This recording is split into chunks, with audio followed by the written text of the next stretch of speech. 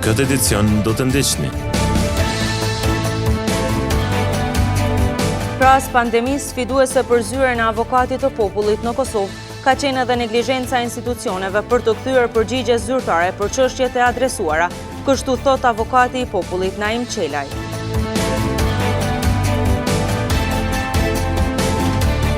Për shkak të intensifikimit të punimeve në disa rrugë të qytetit të Gjakovës, është ndaluar qarkullimi i automjeteve, operatorët e punimeve, ndërkaq kërkojnë mirëkuptim nga qytetarët.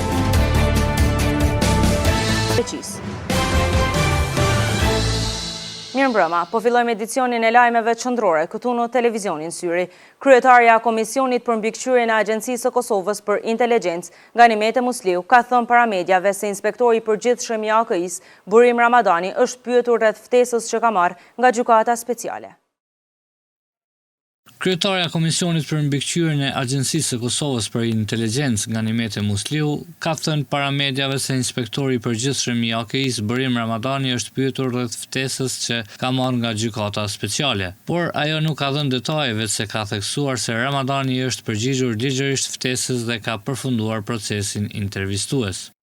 Do të ishte parësyshme që të kaloj raportimi i zotit Ramadani pa u nalë tek kjo pikë dhe pa u informuar rreth kësaj pike, por krejt çka mundem me nda me ju si media dhe me opinionin e gjerë, mund të them që zoti Ramadani i është përgjigjur ligjërisht dhe institucionalisht në institucionin tjetër, siç është gjykata speciale dhe ka përfunduar procesin intervistues ose i është përgjigjur pozitivisht ftesës në bazë të ligjit dhe Kushtetutës së Republikës së Kosovës. Sipas deputeses Ganimete Musliu, AKI ka bërë gabim kur e ka publikuar ftesën e gjykatës speciale.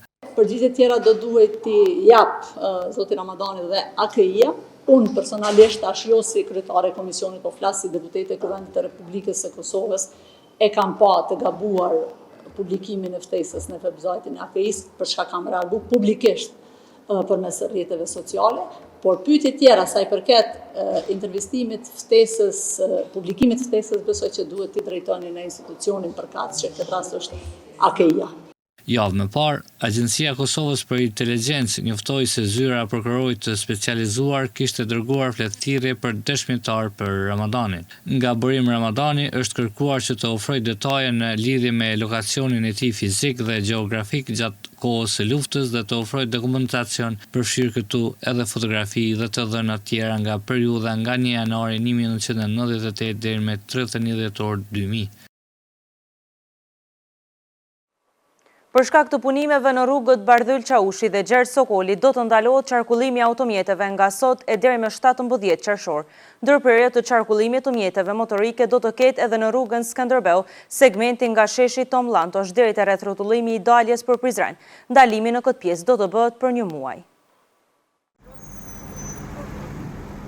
Në disa rrugë të qytetit të Gjakovës është ndërprerë qarkullimi i automjeteve, kështu ka njoftuar nga komuna. Nga data 3 qershor deri më datën 3 korrik është ndërprerë qarkullimi në rrugën Skënderbeu, konkretisht segmenti nga sheshi Tom Lantosh deri tek rreth rrotullimi i daljes për Prizren. Ndërsa nga dita e sotme deri më datë 17 qershor ndërpritet qarkullimi në rrugët Bardhyl Çaushi dhe Gjergj Sokoli për shkak të punimeve në kolektorin e ujrave të zeza. Në të dyja rastet rekomandohet që makinat e rënda, kamion dhe autobus të shmangin këtë rrugë dhe të ndjekin skicat që janë paraqitur nga komuna e Gjakovës. Pandemia COVID-19 ka qenë mjaft sfiduese edhe për zyrën e avokatit të popullit në Kosovë. Naim Qelaj, avokati i popullit, ka deklaruar se problem shtesë krahas pandemisë ka qenë edhe neglizhenca e kthimit të përgjigjeve institucionale, të cilat natyrshëm kanë vështirësuar procedurat. Institucioni avokatit të popullit mbron të drejtat, liritë dhe interesat e ligjshme të individit nga veprimet ose mosveprimet e paligjshme të parregullta të organeve të administratës publike ose të tretëve që veprojnë për llogaritë të saj. Sfidat për këtë institucion kanë qenë të pashmangshme e sigurisht pandemia është ajo që ka lënë pasoja në punën e avokatit të popullit. Padyshim ka qenë pandemia sepse në periudhën kur unë kam pranuar mandatin e avokatit të popullit institucioni ka punu me staf të reduktum, me ndrime, pastaj ka qenë e pamundur me organizu takime fizike, Qytetarët kanë pas të pamundur me dorëzu fizikisht ankesa në institucion për shkak të mbrojtjes së shëndetit të tyre dhe kryesisht ankesat I kemi pranuar përmes postës elektronike dhe formave tjera të komunikimit. Sfida e përhershme sipas avokatit Çelaj është trajtimi në kohë I ankesave. Si sfidë e përhershme në institucion, padyshim është trajtimi në kohë dhe mënyrë profesionale ankesave, sepse përveç që dënë trajtim specifik, padyshim dënë edhe azhuritet ose trajtim të shpejt në kohë për me qenë në kry detyrës për me cilën edhe jemi ngarkuar me përgjithësi. Zyra avokatit të popullit aktualisht është duke mbajtur takime në të gjitha komunat e Kosovës me tryeza të ndryshme në sloganin Barazi për të gjithë. Fëmijët e shkollës Femiagani në Gjakov sot u bën bashkë për një tjetër aktivitet shkollor. Paradën me bicikleta e nisën nga shkolla për të vazhduar në drejtim të ambienteve të bukura në Shkugës. Ata realizuan ecje me bicikleta duke krijuar atmosferë të jetë relaksuese.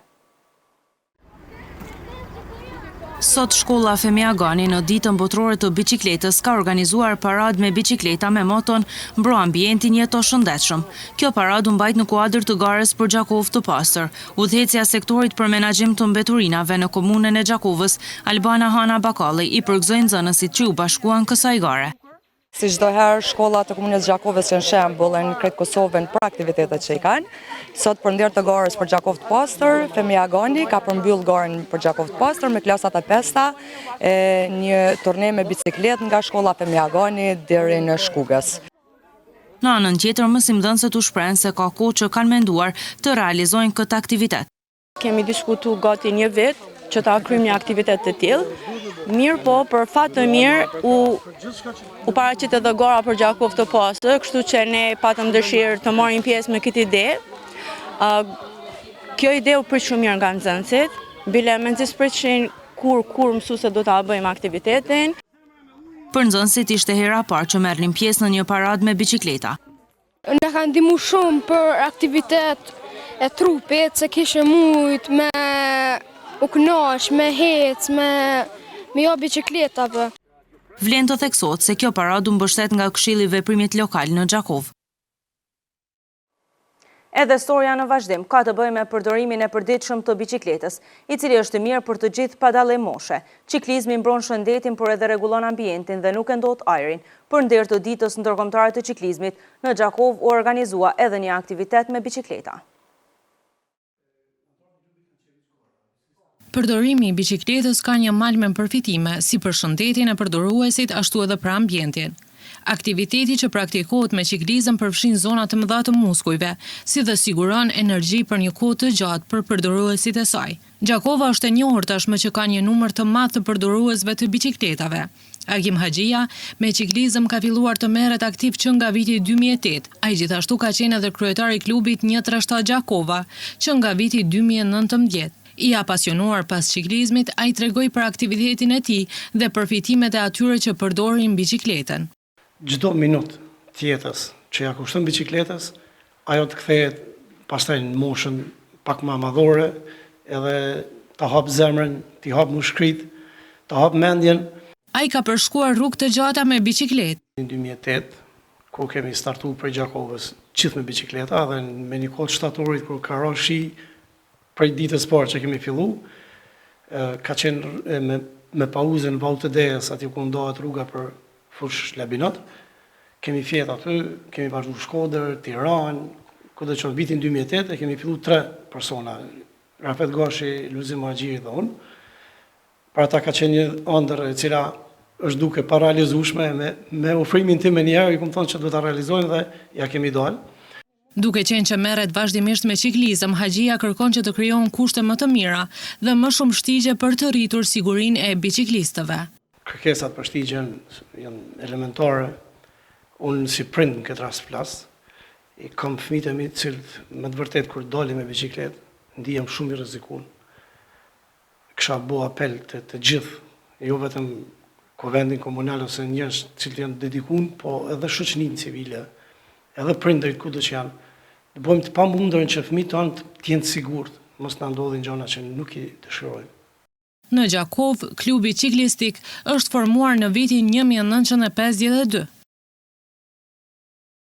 Familja nëntantarëshe Abazaj nga komuna Gjakovës sot janë dëbuar nga shtëpia në të cilën kanë jetuar tash e sa vite. Ata thonë se nuk kanë asnjë zgjidhje tjetër për strehim dhe se nëntantarët do të jetojnë në rrugë. Familja nëntantarëshe Abazaj nga Brekoci nga sonte nuk mund të jetojnë në shtëpi. Emër Abazaj, kryefamiljar, thot se ai me familjen e tij do të flenë qiell të hapur nga që shtëpia ku kishte banuar që 6 vite nuk është e tyre. Ai kërkon nga njerëzit human dhe institucionet ta ndihmojnë. Qysh jam qështu që me këtë familje komplet, me gjetë një shtëpi, një strehim, se ma shumë ti do me thonë jam me, qështu me thonë, s'ka mas fjallë me ta shpjegu. Jam shumë keq që jam për ka unë në familjes se duna me gjithë një strehim. Familja Abazaj ka në pronësi tokë në Brekoc dhe shpreson se kjo do të lehtësonte t'ia ndërtojnë shtëpinë. Ju kisha lutë gjithëve kush ka mundësi për me ndihmu për një shtëpi me qira, se për momentin jam në rrugë.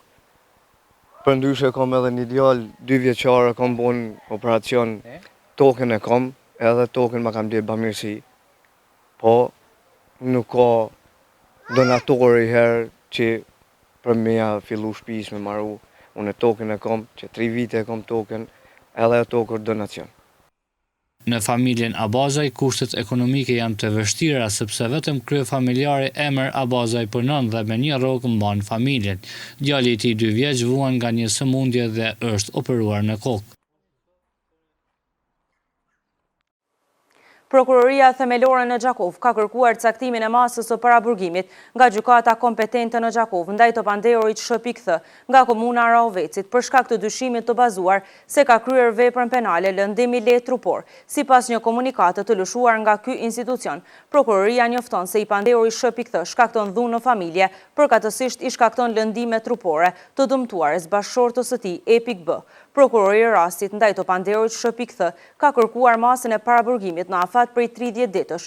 I Panderi me urdhër të prokurorit gjendet në ndalim nga data 1 maj 2022.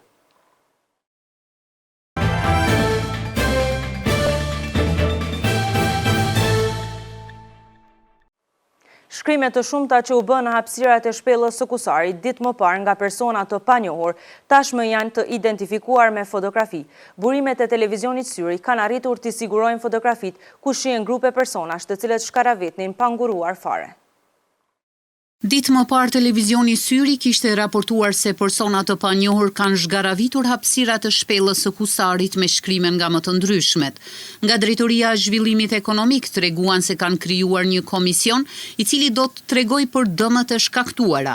Komuna e Gjakovës ndërkaq në një postim në Facebook kishte apeluar që qytetarët të kenë kujdes në mirëmbajtjen e hapësirave publike e gjithsesi atyre vendeve që prezantojnë vlerë për turizmin e vendit. E përderisa policia dhe zyrtarët komunal janë duke bashkëpunuar në identifikimin e atyre personave që krijuan vandalizëm në shpellën e Kusarit, ekipi i televizionit syri ka arritur të sigurojë fotografi të cilat identifikojnë persona që realizuan shkrimet në ambientet e shpellës. Kujtojmë se fotot e siguruara dhe ato të xhiruara ditë më parë janë plotësisht të njëjta. Çmimet e produkteve vendore kanë filluar të bien, por disa produkte të tjera vazhdojnë të shiten me çmime të njëjta. Ekipi ynë sot ka vizituar tregun e Rogovës për të parë nga afër çmimet dhe produktet e ofruara në këtë treg. Tregu në Rogov të Hasit edhe këtë premt ofroi blerësve lloj-llojshmëri të produkteve. Kryesisht tregu sot mbuloi me prodhime vendore. Tregtarët shprehen të shqetësuar që këtë vit rritja e çmimeve u ka sjellur vështirësi të shumta në të mbjella. Vitin e kaluar kemi kalu shumë mirë me spece, me të gjitha, si vetë ta këshyem njerë, po kemi frikë që ku dalin tonë, po bje çmimi shumë.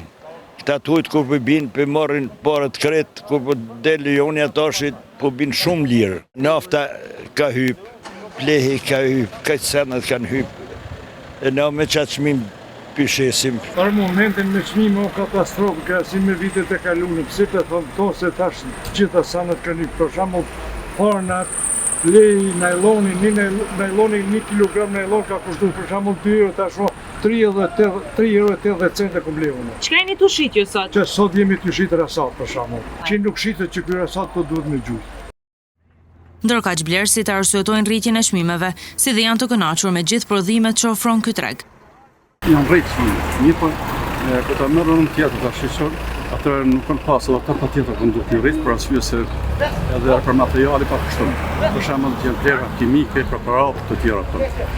Edhe mirë po, për këto kushte nata për shembull, ku i marë për bazë të profesionale, edhe të inxhinierat, më shumë vështirë, mjaft. Tregu i Rogovës ofron mundësi të mira si për tregtarët ashtu edhe për blerësit, të cilët janë nga vende të ndryshme të Kosovës. Situata me pandemin COVID-19 vazhdon të vlerësohet stabile. Nga Ministria e Shëndetësisë sot kanë raportuar se nga 284 testime, vetëm 9 pacient janë konfirmuar pozitiv. I njëjti raport gjithashtu bën të ditur se në këtë periudhë kohore janë shëruar 12 qytetar, ndërsa numri i rasteve aktive në nivel vendi është 56.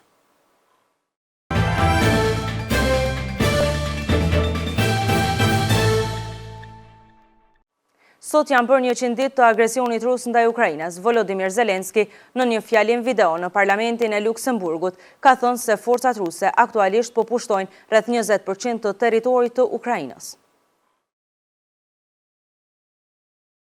Forcat ruse aktualisht po pushtojnë rreth 20% të territorit të Ukrainës, sa Volodymyr Zelenski në një fjalim virtual në parlamentin e Luksemburgut. Vijat e frontit të betejës shtrihen në më shumë se 1000 kilometra, tha presidenti i Ukrainës, duke shtuar se rreth 60% e infrastrukturës dhe ndërtesave të banimit në Lysychansk, një nga qytetet në lindje, ende është në kontrollin e pjesëshëm të Ukrainës. Janë shkatëruar nga sulmet sipas një zyrtari lokal. Oleksandr Zaika, kreu i administratës ushtarake civile të qytetit Lysychansk, tha se 20.000 njerëz kishin mbetur në qytet nga një popullsi e pas luftës prej 97.000 banorësh. Rreth 800 njerëz të tjerë, duke përfshirë fëmijë, fshihen në fabrikën kimike Azov në Siverdonesk, sipas Seri Hajdai, guvernatori i rajonit të Lënhaskut.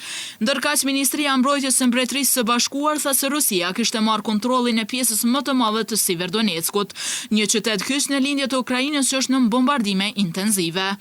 E sekretari i përgjithshëm i NATO, Jens Stoltenberg, tha se Aleanca ishte në kontakt me Turqinë për të gjetur një rrugë të bashkuar përpara për të adresuar shqetësimet Ankaras mbi ofertën e Suedisë dhe Finlandës për të bashkuar me NATO-n. Kurse shtëpia Bar njoftoi një ram të ri sanksionesh kundër Rusisë, duke synuar zyrtarët dhe elitat e qeverisë ruse. Sanksionet u njoftuan pasi ministri i jashtëm i Ukrainës Dmytro Kuleba tha se ai ishte mirënjohës ndaj SBA-s dhe sekretarit të saj të shtetit Antony Blinken për një paketë të re armësh prej $700 milion për Ukrainën. E presidentja e Komisionit Evropian Ursula von der Leyen ka thënë se është në interesimin strategjik të BE-s, por edhe detyrën tonë morale për të bërë të mundur që Ukraina të bashkohet me BE-n. E Zelenski tha në fjalimin e tij të fundit, prej disa javësh ne presim përgjigjen e Bashkimit Evropian për çështjen e statusit të vendit kandidat.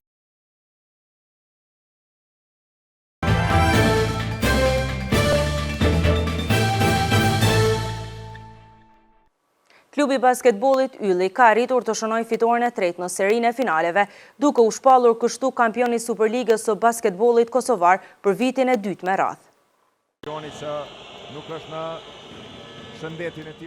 Klubi i basketbollit Ylli është shpallur kampion i Kosovës në basketbol për vitin e dytë me radhë. Skuadra nga Suhareka ka arritur të triumfojë në duelin e 4 të serisë finale ndaj Trepçës, me rezultatin përfundimtar 64-70. Kjo ndeshje, ashtu sikurse edhe tërësia, ishte shumë interesante me Yllin që e nisi më mirë ndeshjen, duke fituar çerekun e parë me rezultatin 18-22, derisa çereku i dytë i takoi ngushtë ekipit vendas me rezultatin 17-16.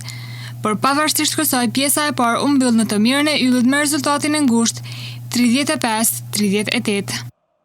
Në pjesën e dytë Trepça fitoi ngushtë çerekun e tretë me rezultatin 16-13 dhe kështu 10 minutat e fundit nisën paras me rezultatin 51-51. Lojë e ngushtë u zhvillua dhe në çerekun e fundit, por në momentet vendimtare, sidomos me treshën e Erion Kastratit, Ylli u shkëput dhe fitoi ndeshjen me rëndësi madhore.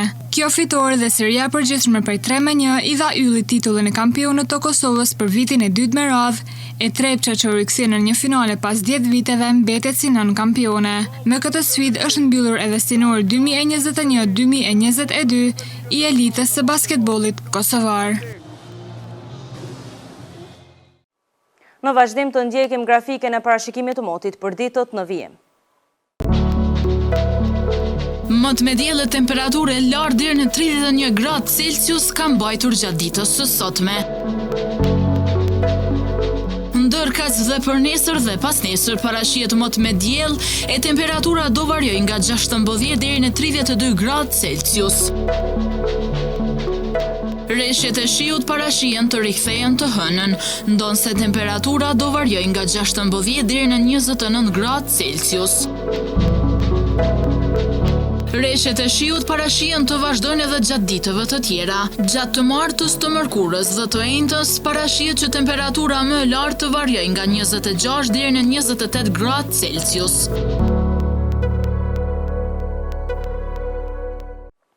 Para se të ndahemi të ndjekim edhe një herë disa nga informacionet kryesore që kishim në këtë edicion. Pras pandemisë, sfiduese për zyrën e avokatit të popullit në Kosovë ka qenë edhe neglizhenca e institucioneve për të kthyer përgjigje zyrtare për çështjet e adresuara, kështu thot avokati i popullit Naim Qelaj.